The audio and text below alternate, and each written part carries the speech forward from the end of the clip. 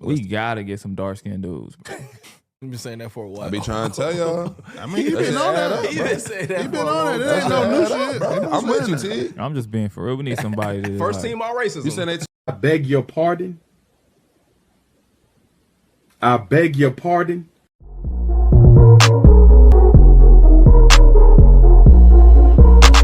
KeyAno. Grizz gang, go hard. Baddest in the game, we be on one. I talk hoops so secure. All up on the court, but we gon' score. Memphis bringing heat straight from Tennessee. Demo respecting, let's go for he that MVP. Ooh, ripping that blue, all on the court, baby. Klay Thompson celebrating over the body of Dillon Brooks after he makes the shot. What's going on, Memphis Grizzly fanatics? This is your friendly neighborhood Memphis Grizzly homer, Memphis X, and I talk hoops. And as you can see, that image of Klay Thompson over the dead carcass of Dillon Brooks was effectively the end of that Grizzlies group. Now, everybody still had high hopes, but actually that kind of knocked the dust out of that group. All the bravado, all the hype that was around that team, that squad, it was kind of gone after that. And whatever was left, Zach Kleiman took away. And injuries also. So, yeah, that was effectively the end of the group.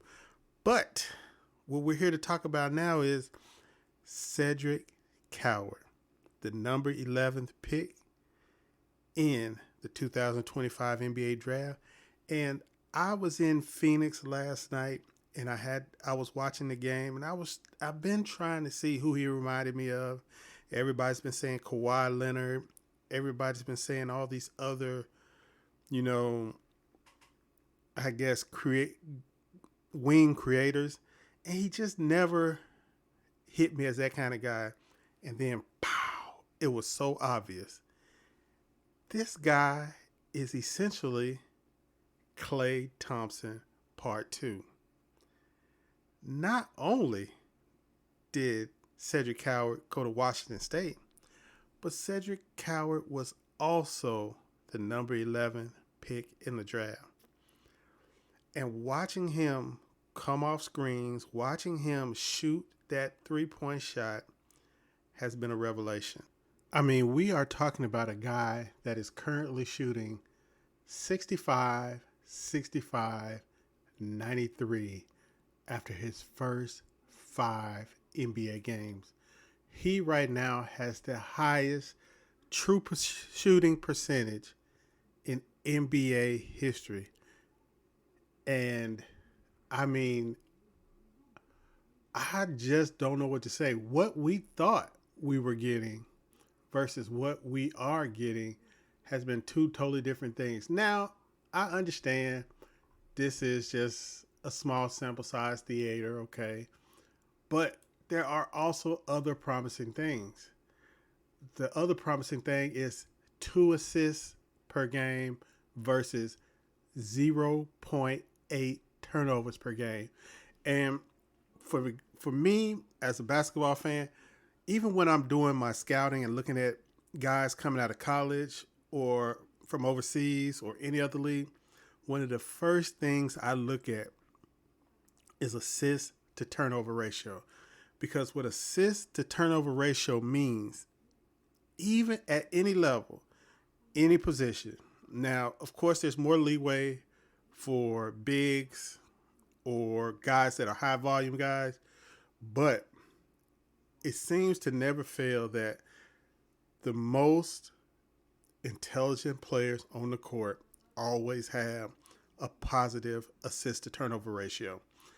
That is the one thing that I look for. Now, if you guys remember, Chris Vernon had Target Guy on again, and we had David Thorpe during the offseason. Everybody was hyping up this guy's shooting. And, when you usually see, matter of fact, I can't recall a guy who had a 7+ wingspan coming out of college that was a good shooter coming into the NBA. I can't think of any examples. Maybe there are some. I can't think of any. Now, he is the same exact, almost the same size as Klay. I think Klay is like a half inch taller than him, but he has like 5 to 6 inches of wingspan on Klay Thompson. So they're different in that area. But still, the value of that shooting, especially that 3-point shooting, and the fact that he can defend and get on the court, plus having size and strength to defend bigger wings, when you have Jalen Wells next to him, who can defend smaller guys very well, it bodes well for the Grizzlies' future. Now, the Grizzlies still aren't healthy. They are really missing Zach Edey and Brandon Clark. They are really missing Ty Jerome and Pip. But it does seem that the Grizzlies have found their guy. They're the wing shooter, creator, defender, whatever you want to call it.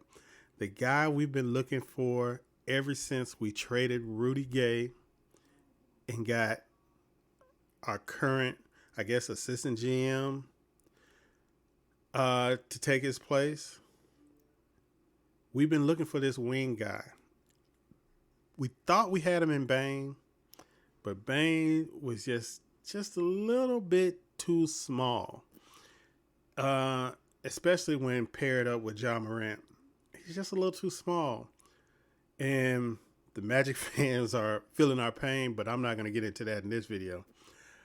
I just wanted to get out there what my comp was for Cedric Coward, because there's a lot of different comps running around, but this is the one that I think fits him best. Cedric Coward, a.k.a. Dark Skin Klay. Maybe we have something special here in Memphis. Make sure you like this video, subscribe to this channel, and hopefully I'll be able to get some more videos out to you. Peace.